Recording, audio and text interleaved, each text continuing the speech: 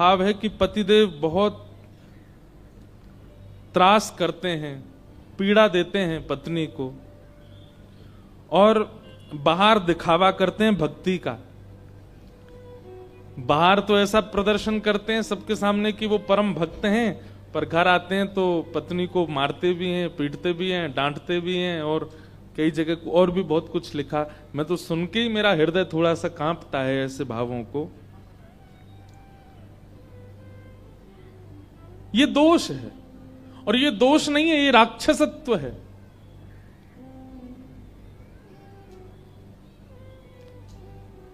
सब लोग इधर देखो, ध्यान से सुनो। आप जैसे हो वैसे अगर अपने आप को नहीं रखते हैं, अपने ऊपर एक आवरण चढ़ा लेते हो, एक मुखौटा पहन लेते हो, ये मुखौटा पहनने वाला काम कौन करते हैं? ये सब राक्षसी तो करते हैं।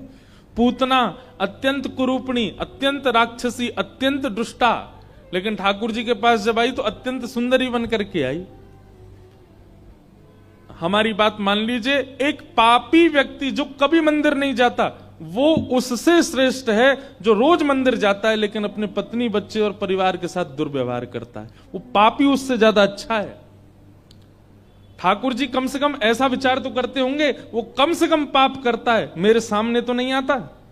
तू पाप करके सामने भी आ जाता है, तू पाप करके सामने आने की हिम्मत भी कर लेता है, तू तिलक भी लगा लेता है, सोमवार के व्रत भी करता हो, फिर पाप भी कर रहा है।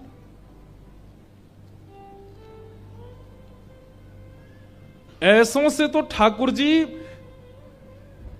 प्रतीक्षा करते हैं कि तेरे प्राण तो निकले एक बार, तू आ मेरे पास, फिर बताऊं तुझे। ये रौरव नरक और 28 प्रकार के नरकों में अधिकतर उन्हीं लोगों को डाला जाता है।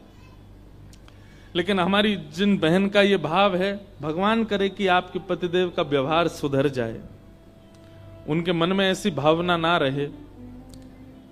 पतियों को चाहिए अपना स्वरूप समझिए। आजकल बहुत कुछ सुनने में आता है, मैं तो न्यूज ही नहीं देखता। कहीं पर काट काट करके पति को उसमें डाल दिया डिब्बा में, कहीं पर पत्नी के साथ में कुछ गलत कर दिया, उसको सूटकेस में बंद कर दिया।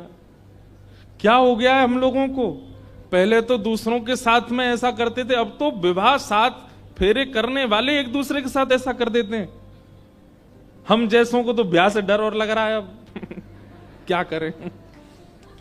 बात हंसने की तो वैसे हो गई है, लेकिन हमें विचार करना चाहिए कि हम लोग, ये पता है अधिकतर कैसे लोग करते हैं ऐसे काम? जिन्होंने कभी किसी गुरु का आश्रय नहीं लिया, जिन्होंने कभी सत्संग नहीं किया, जिन्होंने कभी ठाकुर जी के मूल रूप, मूल भक्ति को जीवन में आश्रय नहीं दिया। कोई व्यक्ति अगर जीवन में भक्ति को ला चुका होगा, कथाएं श्रवण कर चुका होगा, नेत्रों से अश्रु प्रवाह करके ठाकुर जी को एक बार याद कर चुका होगा, किसी न किसी रूप में उसके चित्त को विट्ठल ने स्वीकार कर लिया होगा, वो कभी इस प्रकार की क्रिया में नहीं आ सकता। अरे भैया, हम तो तुकाराम जी का चरित्र सुनते हैं, जहां पर उनकी पत्नी तुकाराम जी से कहती है, जाओ ये इतने सारे गन्ने किसी ने दिए हैं, इनको बांट आओ, कुछ रुपया मिल जाएगा तो घर में अनाज बनेगा। तुकाराम जी लेकर के खूब सारे गन्ने निकल पड़े। रास्ते में बहुत सारे बच्चे मिल गए। तुकाराम जी बोले, वाह। अब उस समय टॉफी तो होती नहीं थी, कैंडी तो होती नहीं थी, चॉकलेट तो होती नहीं थी। बच्चों के लिए मिठाई के रूप में या तो गुड़ है या गन्ने हैं। गन्ना देख करके बच्चे उछलने लगे, गन्ना दे दो, गन्ना दे दो। तुकाराम जी बोले, अरे छोटे छोटे बच्चे, लो बेटा। एक एक सबको बांटते गए, सिर पर रख के ले गए थे।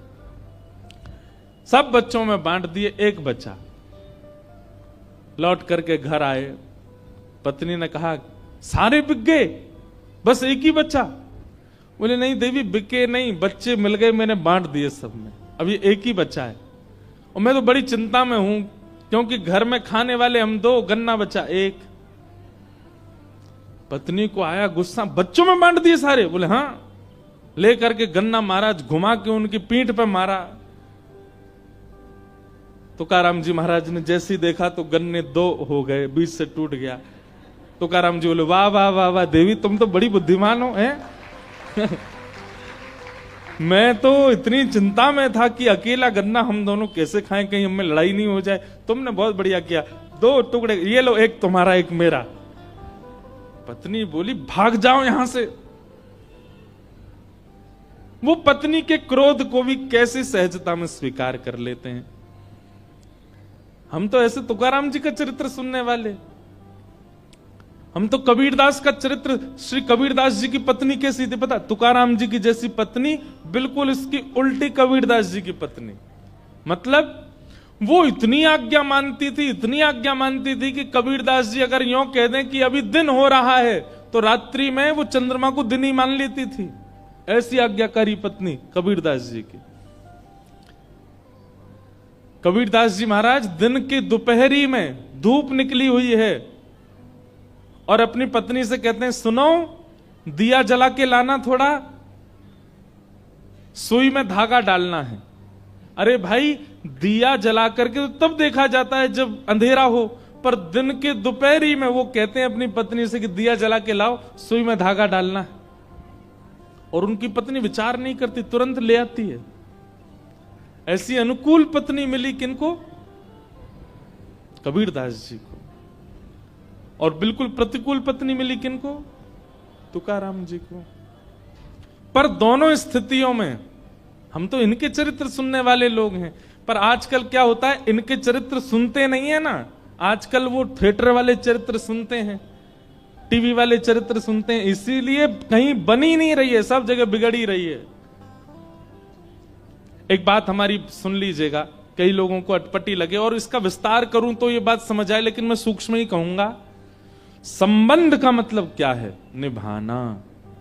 अगर आप में निभाने की सामर्थ्य हो तो ही संबंध में जाइए, नहीं तो मत जाइए।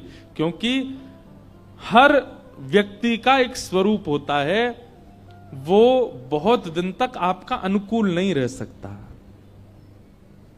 आप घर में पत्नी बच्चे तो बहुत दूर की बात है, काम करने वाले किसी व्यक्ति को भी लाएंगे ना, तो शुरुआती के 5 दिन अच्छा लगता है, वो 6वें 7वें दिन से उसमें भी कमियां दिखने लगती हैं। गाड़ी चलाने वाला ड्राइवर रखते हैं ना, 1 महीने बाद उसमें भी कमी दिखने लग जाती है। बाहर वॉचमैन रखते हैं, उसमें भी कमी दिखने लग जाती है। पत्नी तो बहुत ज्यादा समीप रहने वाली है, उसमें कमी क्यों नहीं दिखेगी? दोष सब में है, आप में भी है। इसलिए कई बार दोषों को स्वीकार कीजिए, लेकिन इस प्रकार का अगर अपराध है जिस प्रकार का इन्होंने लिखा है, इस अपराध में पहले खुद विचार कीजिए, कहीं हम गलत तो नहीं है। और अगर हम गलत नहीं हैं, हमारा व्यवहार, हमारा विचार बिल्कुल भी ऐसा नहीं है, तो फिर सामने वाले के लिए प्रार्थना करो ठाकुर जी से कि वो सुधरे, अपना प्रारब्ध मानिए। और बहुत अति हो जाए तो फिर आपका अपना निर्णय है। हम तो एक बात कहते हैं कि पति का शब्द का अर्थ होता है रक्षक। क्या होता है? पति शब्द, जगतपति भगवान को कहते हैं। जगतपति मतलब जगत के रक्षक। रक्षा का नियम निभाने वाला ही रक्षक कहलाता है। अगर पति में रक्षक का कोई गुण नहीं है, ना वो पत्नी की रक्षा करता है, ना बच्चों के बारे में ध्यान करता है, ना कुछ, तो फिर ऐसे रक्षक के साथ कैसे निर्वहन हो? लेकिन बहुत विचार करके इस पर आगे बढ़िए। और जिनका विवाह नहीं हुआ है वो लोग पहले ही कमर कस लीजिए कि भाई जीवन बहुत विचित्र हो सकता है।